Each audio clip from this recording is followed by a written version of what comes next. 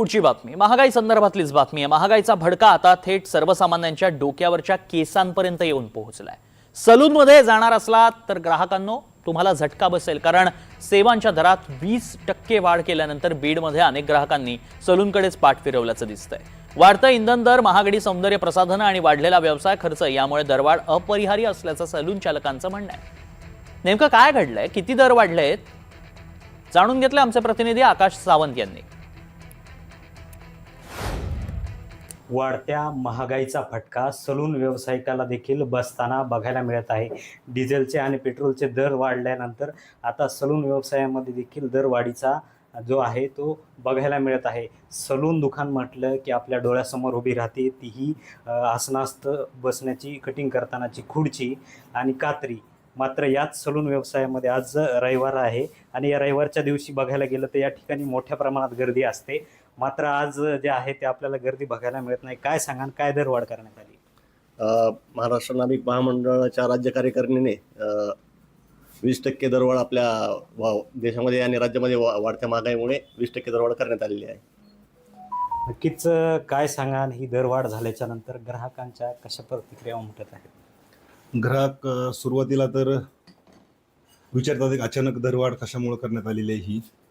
पण ग्राहकांना एक मी आव्हान करतो की जे काही आमच्या पण गरजा आहेत भरपूर, कारण जो खर्च आता एवढी महागाई वाढली आहे, पेट्रोल वाढले, डिझेल वाढले, या डिझेल पेट्रोलच्या वाढीमुळं काही आमचे प्रोडक्ट पण वाढलेले आहेत कॉस्मेटिकचे, त्याच्यामुळं आणि जो आपला स्टाफ आहे यांची पगार द्यायला सुद्धा कधी कधी हे होतं।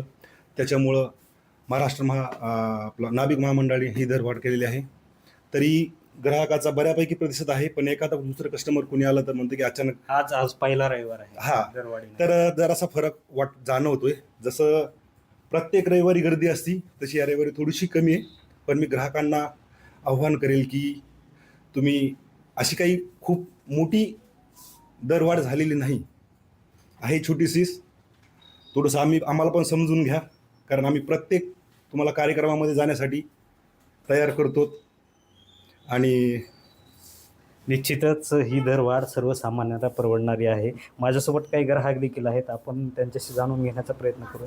काय सांगा, आज रविवार आहे, रविवारनिमित्त तुम्ही सलूनमध्ये आलात, काय दरवाढ? रविवार निमित्त आम्ही आलो सलूनमध्ये, परंतु आज पहिल्यांदाच आम्हाला आल्यानंतरच सांगितलं आम्हाला गणेशने की आज 20% वाढ झालेली आहे। तर सुरुवातीला थोडं जरा धक्का बसला की 20% वाढ झालेली आहे, परंतु सध्या महागाईच्या काळामध्ये ते योग्य पण आहे, कारण एखादा व्यवसाय चालवण्यासाठी जो काही स्टाफ लागतो, जे काही इक्विपमेंट लागतात, शिवाय जो त्यांचा माल आहे त्याचा पण खर्च वाढलेला आहे। त्यामुळे महागाईच्या काळामध्ये जेव्हा जीवनावश्यक वस्तूचे भाव वाढत आहेत त्याच्यामध्ये पण वाढ झाली तर तसं वावगं नाही।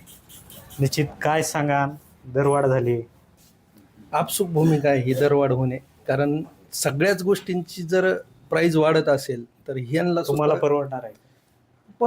परवडण्याचा विषयच नाही। इथं जी दरवाढ शासनाने लागू केलेली आहे ती दरवाढ सर्वसामान्यांना न परवडणारी आहे, पण नाभिक समाज हा न परवडणारी दरवाढ करून सुद्धा जर त्यांनी पहिल्याच किमतीत जर दाढी कटिंग केली तर ही त्यांनाही परवडणार नाही, मग त्यांना रस्त्यावर यावं लागेल। त्याच्यामुळे ही योग्यच आहे।